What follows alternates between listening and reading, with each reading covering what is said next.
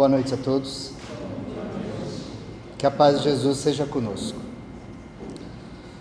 Conta uma história que um homem andava por estrada deserta, altas horas da noite, noite escura, céu sem estrelas, e o temor tomava conta do seu coração. Cada passo que dava, escutava a natureza, escutava os grilos, escutava aves, e ele ia ficando desesperado. Até que, de repente, ele começa a escutar que passos o seguiam. Ele então acelera o passo, desregrado, desesperado, numa situação terrível. No que ele acelera o passo, aquele que o acompanhava também acelerava o passo. E ele falou: meu Deus, é agora que eu vou ser assaltado, ou é algum fantasma, algo vai me pegar. E acelera o passo, eis que acelera o passo atrás dele. Então ele sai correndo, desabalado a carreira.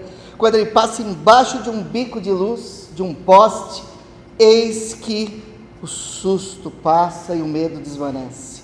Quem o seguia era um burro velho que pastava lá pelaquela região, que vivia na rua, e ele, atormentado de susto, porque ele não via, não sabia, desesperado, tirando conclusões, a luz veio esclarecê-lo a respeito daquilo que o fazia temer. O Espiritismo, meus amigos, nada mais é que o bico de luz que nos ilumina perante esse assunto tão importante, que é o assunto da morte. Talvez seja o assunto mais importante que a doutrina espírita trata. Porque o Espiritismo, ele é tão grande que ele foi capaz de matar a morte. Isso é o mais interessante.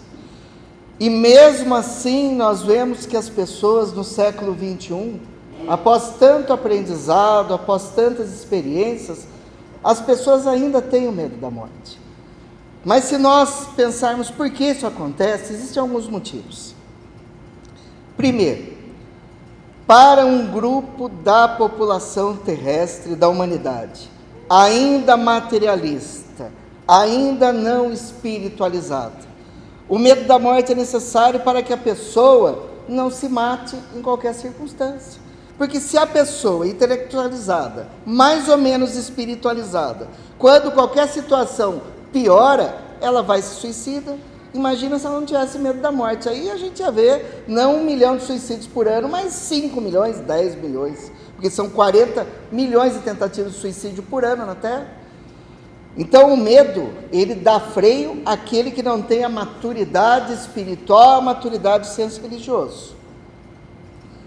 A partir do momento que você evolui, que você desenvolve maturidade, que você se espiritualiza, você não precisa mais do medo, porque você tem bom senso, porque você raciocina e segue adiante entendendo que Deus não é um carrasco, que Deus não é mau, que a morte não é o fim, e que a morte é um fenômeno de vida igual à própria vida. O nascer e o morrer são fenômenos semelhantes, só que cada um olhando do seu ponto de vista, não é? E também nós devemos entender que a grande culpada do medo da morte que as pessoas têm são as religiões.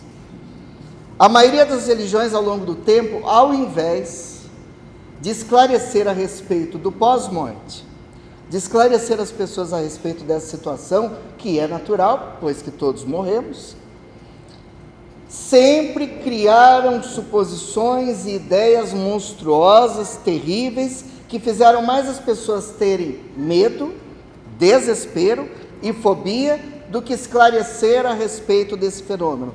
Por exemplo, se nós observarmos católicos, os nossos irmãos protestantes, os outros cristãos, quando a morte para eles é vista da seguinte forma: nós podemos dividir o mundo espiritual para esse grupo seleto religioso da seguinte forma, como foi aculturado. De um lado nós temos os danados a sofrerem no fogo do inferno, aquele sofrimento sem fim, a eternidade de dor, que nenhuma prece, nenhum arrependimento, nenhum perdão é capaz de trazer a pessoa para o céu. Podem orar por ela, pode ela se arrepender, pode ela realizar atividades positivas, que nada fará sair do inferno. Então esse é um grupo. Existe o grupo daqueles que estão no purgatório, que também por si só, por suas próprias forças, de lá não pode sair, que eles dependem da prece dos outros para de lá sair, do esforço dos outros, não só do próprio esforço. E esses dois primeiros grupos é a maioria dos espíritos do mundo espiritual e da Terra também. Vamos dizer que são 95% da população. E eu estou sendo bonzinho. Agora eu vou falar dos outros 5%, que também estou sendo muito bom. São os eleitos. São aqueles espíritos puros, que não tem nada a resgatar, que já vão direto para o céu, que ficam no céu numa preguiça interminável, no meio das nuvens, tocando harpas paraguaias, e trim, dia após noite, não tem o que fazer, não pode tirar o coitado do danado do inferno, porque ele já está condenado à eternidade das penas. O do purgatório ainda pode, com algum esforço, libertá-lo, mas que ficam num tédio, numa ociosidade sem fim. Por isso que quando nós vemos os quadros dos santos, eles estão com aquela cara de tédio, de enfado, porque não tem muito a ser feito, né? Então esses são os eleitos. Você tendo uma visão dessa, quem é que ia morrer? Eu também não queria, se isso aparecesse para mim. Dessa forma não, porque eu sei que eu não faço parte de eleito, então eu faço parte de quem? Eita, dos que vão sofrer, mais os que vão sofrer menos, mas só é sofrer. Então, também não quero morrer.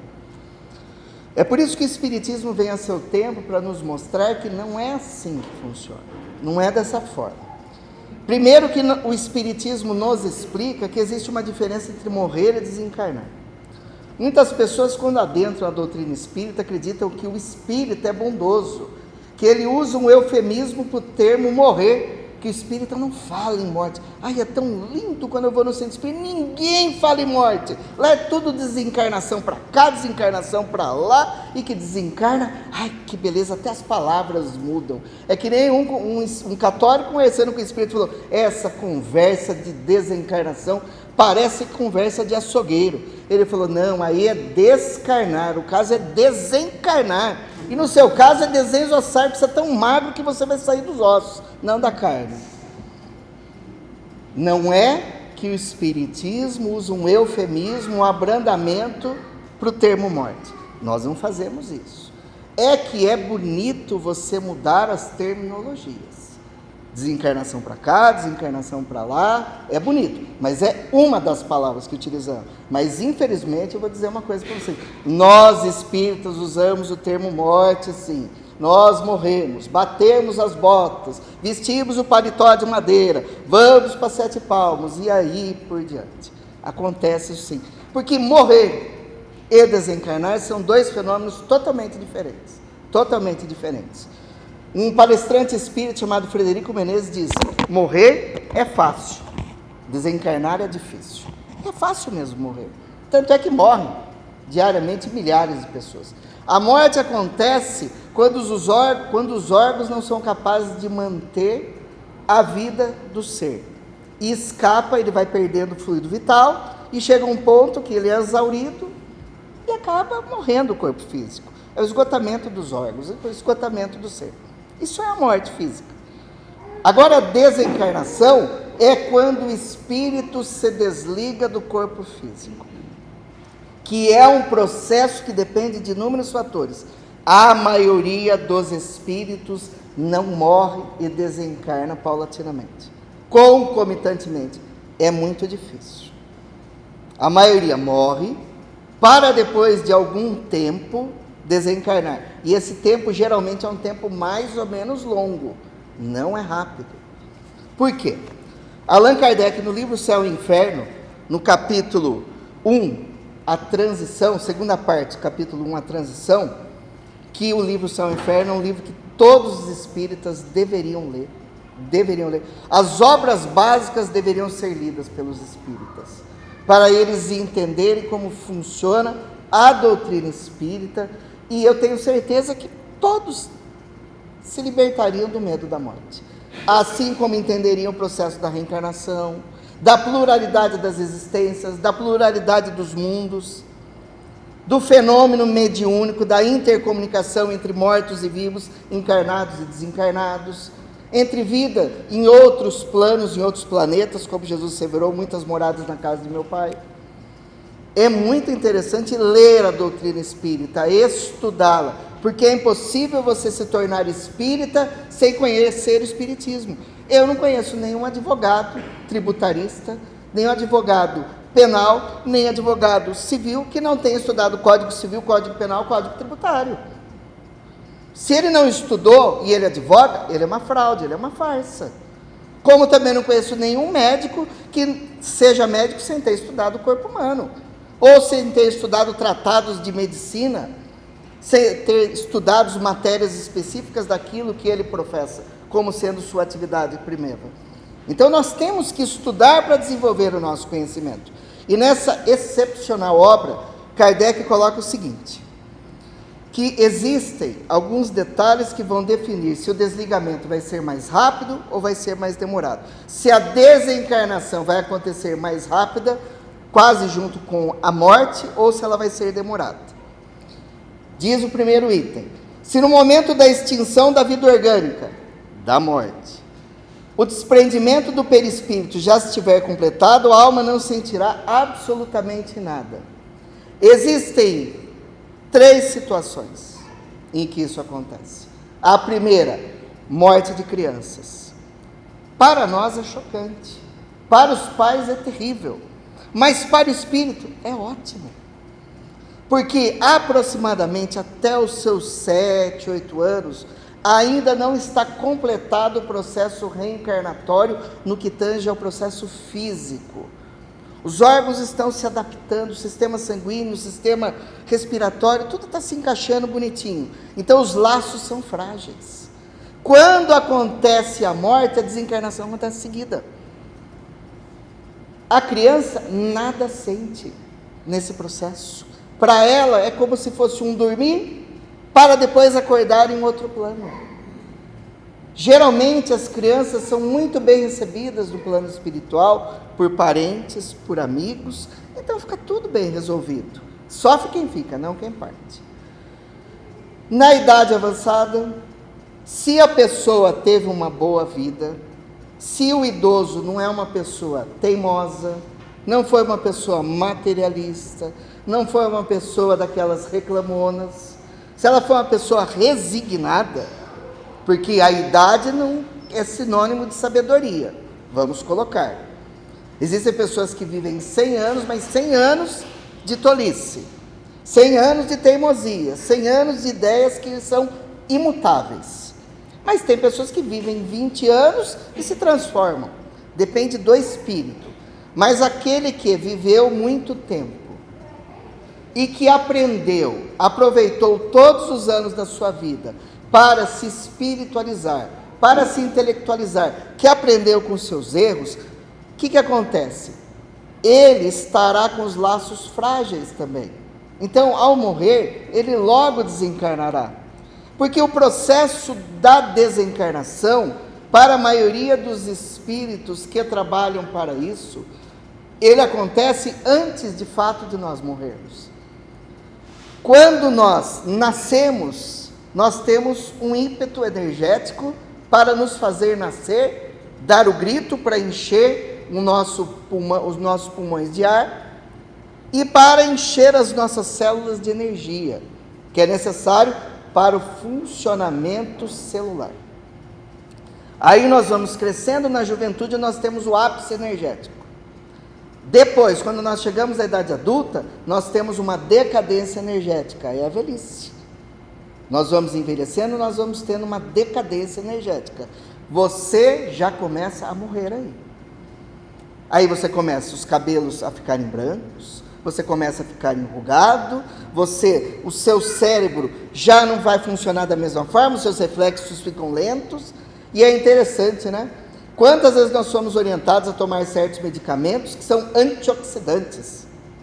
Porque o que é a oxidação do organismo? É a mesma coisa que você pegar uma janela velha e você vê que ela está enferrujada, que ela mal abre. Aquela janela está oxidada. Então, nós também, como uma janela velha, nós oxidamos por dentro. É por isso que existem alguns alimentos, alguns medicamentos que são antioxidantes, que fazem com que os nossos órgãos eles tenham uma vida útil, mais longa. nós tenhamos uma vida mais longa com saúde, porque também não adianta você viver 100 anos sobre a face da terra, cair aos pedaços. É interessante que você viva bastante, com saúde mental e física, para que você possa aproveitar todos os momentos. Então, nós começamos a morrer desde que nós estamos vivos. É uma cirurgia aqui, é um dente extraído ali, é uma doença acolá, é um sofrimento aqui. Tudo isso vai fazendo com que a gente vá se desligando aos poucos, até que chega no momento ímpar da vida, que é da velhice, quando de fato o corpo morre, porque houve esgotamento fluídico, o espírito escapa como se fosse um passarinho que se abriu a porta da gaiola e ele vai embora, suave e tranquilo. E a outra situação é quando nós somos bons. A pessoa que é boa, independentemente da sua religião, independentemente da sua crença, mas a pessoa que optou por se espiritualizar, a pessoa que optou em pensar no seu próximo antes de si mesmo, a pessoa que procurou desenvolver seu intelecto para si próprio, mas também para ajudar as pessoas ao seu derredor, a pessoa que viveu uma vida não impecável, porque daí é muito complicado, mas a pessoa que procurou fazer mais o bem do que o mal. Esse tipo de pessoa, a hora que a morte acontece, a desencarnação é quase concomitante, porque ela trabalhou para isso. Quer ter uma boa morte? Tem uma boa vida.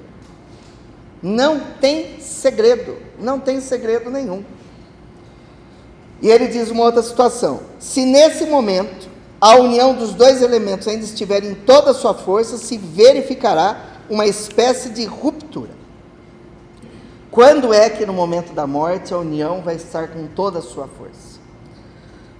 Isso daí geralmente acontece com pessoas materialistas. As pessoas materialistas, elas vivem uma vida que não é delas. Elas nunca se espiritualizam e não acreditam que vão morrer. Não fazem a cabeça funcionar no sentido de acreditar que esse fenômeno vai acontecer. Então, quando chega a morte, o espírito não quer partir. É o caso de muitas pessoas que, acamadas, está lá com quase morte a ser decretada, mas não morre. Está naquele coma, a pessoa está em estado quase vegetativo e não parte. E parte uma semana, 2, 3, 4, e não vai, porque não quer morrer. A energia está no auge, porque ela trabalhou, porque ela quer ficar viva, mas o corpo não quer. E é o momento dela partir. Os materialistas, e quando nós falamos em pessoas materialistas, vale muito bem lembrar, não é ter as coisas, não é porque eu tenho as coisas que eu sou materialista. O materialista é o oposto do espiritualista. O espiritualista é aquele que conhece a vida após a morte e vive a vida física, ganha dinheiro, trabalha, se diverte, se alimenta, mas vive a vida do espírito, trabalha espiritualmente, se desenvolve espiritualmente. Isso é a pessoa espiritualista. A pessoa materialista é aquele que pensa que a vida é só aqui, é só ganhar dinheiro, é só se alimentar, é só trocar de casa, é só trocar de carro, é só encher o bolso. São pessoas geralmente egoístas, são geralmente pessoas que não dividem nada com ninguém, querem ter as coisas, não querem que o vizinho tenha também, ficam disputando quem tem mais. São pessoas que não têm os bens têm as pessoas, e é aí que começa a ficar complicado. Por isso que no poema Desejo, de Victor Hugo, ele fala que você tenha coragem de algum dia dizer ao dinheiro quem manda em quem. É aí que a gente tem que pensar, um dia tem que falar para o dinheiro, quem manda em quem? Porque chega um momento que você é o escravo do dinheiro, e aí fica muito difícil. Pessoas nessa situação têm uma dificuldade em desencarnar que eu não conto para vocês. Chegam no mundo espiritual como estranhos. Tem uma das obras, se não me engano, no Mundo Maior, do André Luiz, que o André Luiz e a equipe estavam passando por uma zona profunda do umbral, quando ele vê um grupo de idosos andando, carregando uma porção de terra na mão. E todos com os olhos esbugalhados e preocupados se não tinha alguém seguindo. E o André Luiz reconhece um avô seu no meio daqueles idosos. Fala, mas é meu avô aquele lá. Aí o instrutor fala, se cale, André, ele não vai te reconhecer, porque ele está com a ideia fixa naquilo que ele carrega na mão, mas eles carregam terra. Você acha que é terra, para eles não é. Aí quando eles perscrutam a mente dos idosos, eles acreditavam que eles carregavam um tesouro na mão, porque eles morreram, tinham o tesouro e eles acharam que depois da morte, como se cachorro tivesse gaveta, né, gente? Eles tinham levado o tesouro para o mundo espiritual. Então eles pegaram porção de terra, achando que era um monte de moeda na mão, e saíram andando pelo umbral, desesperado, defendendo um pedaço de lodo que pegaram do chão, achando que eram moedas de ouro. E para tirar isso da cabeça daqueles velhinhos? Ave Maria, seria muito difícil. É muito tempo de orientação, de esclarecimento e talvez uma reencarnação compulsória, que o espírito seja obrigado a reencarnar, ele apaga, ele é adormecido, e é realizado o processo da desencarnação, sem que ele queira, para que ele, ao reencarnar no mundo físico, ele esqueça do que aconteceu e ele possa começar de novo. É o que acontece com muitos espíritos difíceis no mundo espiritual. Eles são obrigados a reencarnar nessa situação. E também nós podemos colocar aí alguns grupos de suicidas. Porque o único tipo de morte que não é previsto por Deus, porque a maioria faz parte do nosso karma, das nossas ações e reações, é o suicídio.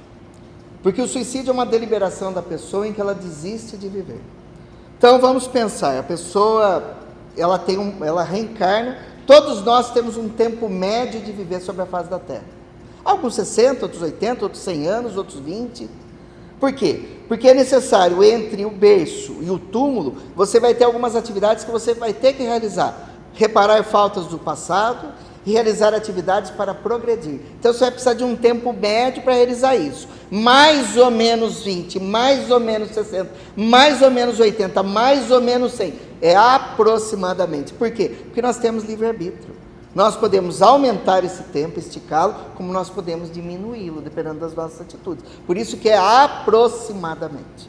Então você nasceu para viver aproximadamente 80 anos. Só que daí você começou a achar ruim, que a vida não é muito boa, que seus pais são muito bons, que o emprego não é muito bom, que não sei o quê, vou me matar. 20 anos. Pense que você tem um depósito de energia no seu perispírito para 80 anos de vida. Você tem um depósito, que ele vai se renovando com a nossa alimentação, com a luz solar, com o mar, com a atmosfera, com tudo isso. Vai se renovando esse fluido vital. Aí você desencarna com 20, você tem ainda 60 anos de energia. Ó como você chega no mundo espiritual mais vivo do que morto.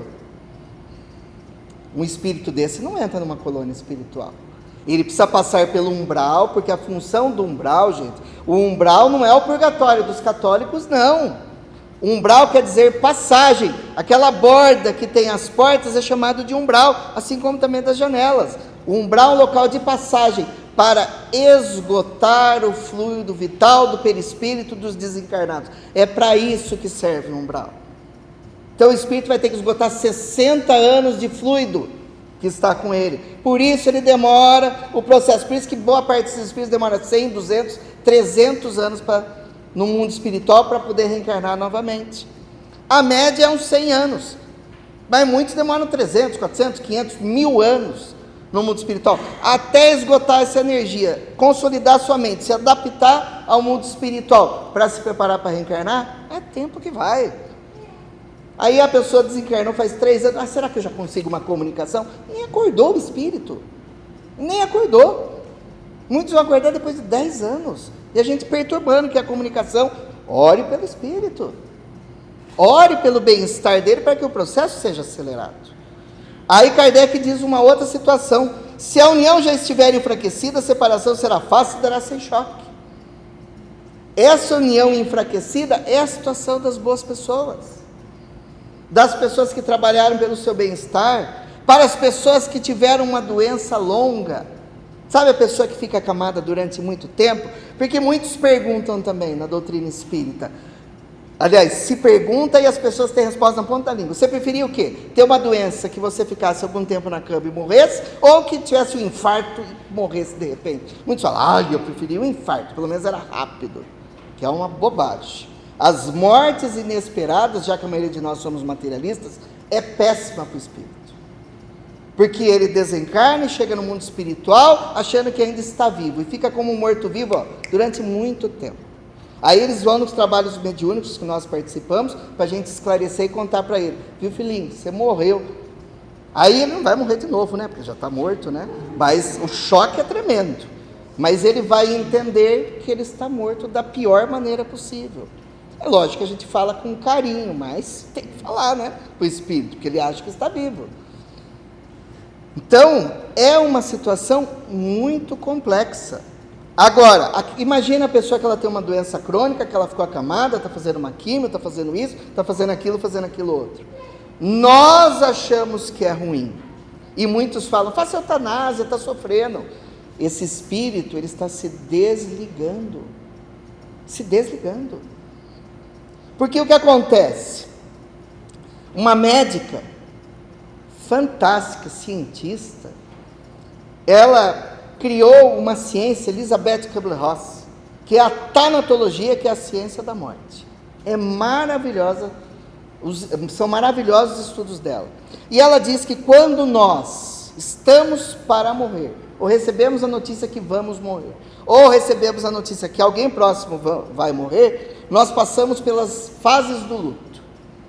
E as fases do luto é negação, raiva, barganha, depressão e aceitação. Negação, é interessante. Olha, você vai no médico, mostra o exame, o médico fala, infelizmente você vai morrer. É assim que fala, né? Você vai morrer.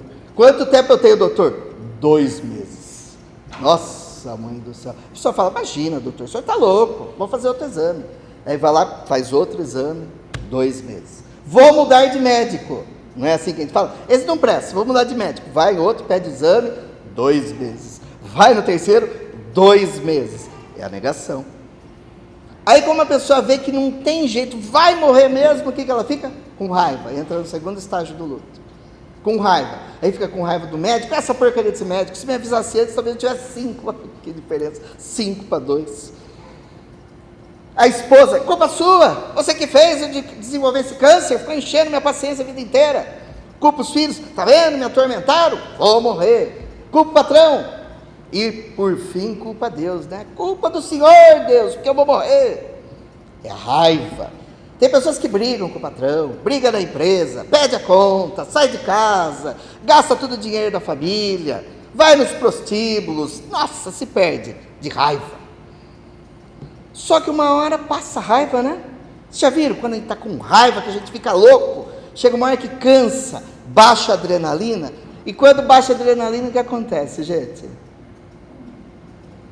Dá uma vergonha na gente, o arrependimento, não é? Baixa, a gente fica e fala, o que foi que eu fiz? A pessoa não morreu ainda, ela já fez tudo isso.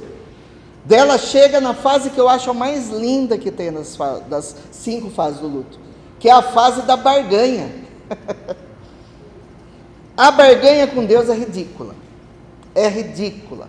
Pessoas que pedem as coisas para Deus querendo pagar em troca. Olha, Deus, se eu conseguir tal coisa, eu vou pegar uma cruz, vou levar até Pirapora. Você está negociando com Deus. Isso não vale nada. Não vale nada. Como que você pode prometer a alguém ao Criador do universo, que é dono de tudo? No mínimo, isso é estelionato. Você está prometendo uma coisa que não é sua para ele? No mínimo. No máximo, isso é uma apropriação indébita. Não é? Então não tem como você fazer uma coisa dessa. É feio isso. Ai, porque se eu não morrer, eu vou dar comida aos pobres. Desce antes, precisa estar para morrer, para dar comida para os pobres. Ah, porque se eu não morrer... Não, faça sem morrer. Todo mundo vai morrer. Só que para aquele que vai morrer verdadeiramente, nossa, é ótimo. Por quê? Imagina, a pessoa devia ser ateia, materialista, não ligava para nada, não se importava com nada, não frequentava nada, porque a vida era fruir, né? Fruir e gozar as oportunidades da melhor maneira possível. Como se fosse só isso a vida, né, gente? comer do bom e do melhor, se vestir melhor, passear. Tem gente que acha que a vida é só isso. E a hora que isso passa, faz o quê? Tanto isso não é bom, que nós ficamos compulsivos. Sabe por que a gente fica compulsivo? Porque não nos sacia essas coisas. A gente sempre quer mais, porque a gente quer se iludir, porque a gente não quer ficar sozinho conosco mesmo, com os nossos demônios, e nos entender e nos amar. A gente quer se enganar. Então a gente está triste, a gente vai e compra uma bolsa Louis Vuitton. Ou então a gente troca de carro. Ou então a gente muda de casa. Ou então a gente muda de parceiro ou de parceira. Quando o problema está aqui dentro.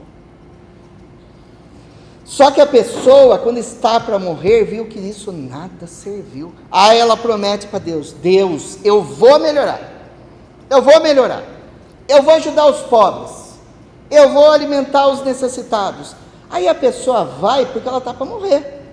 Mas você sabe que no meio da situação ela gosta de ajudar os pobres, de alimentar os necessitados? Ela pega gosto pela coisa e quando ela vai ver, ela está fazendo bem. Ela está fazendo bem ao próximo. E quando ela vai ver, ela viveu mais de 2 meses, viveu 3, 4, 5, 10 meses. Que nem aquela mulher que o médico falou para ela que ela ia morrer porque ela tinha um câncer. Quanto tempo, doutor? 6 meses no máximo. Ela saiu atordoada. Falou: e agora o que eu faço? Vou para casa chorar? Aí vi uma casa que vendia viagens para todos os locais. Nunca fui para o Nordeste, sempre fiquei lavando louça em casa, né? Cuidando da casa, varrendo, nunca tive tempo. Quero ir para o Nordeste. Foi lá, comprou, parcelou em 10 vezes. Pelo menos pagava 6 parcelas e ganhava 4. Está tudo resolvido. Comprou, chegou em casa e falou para o marido: marido, vamos viajar. Pegou para os filhos: vamos para o Nordeste. Foi para o Nordeste, passeou, viu a praia, viu o mar.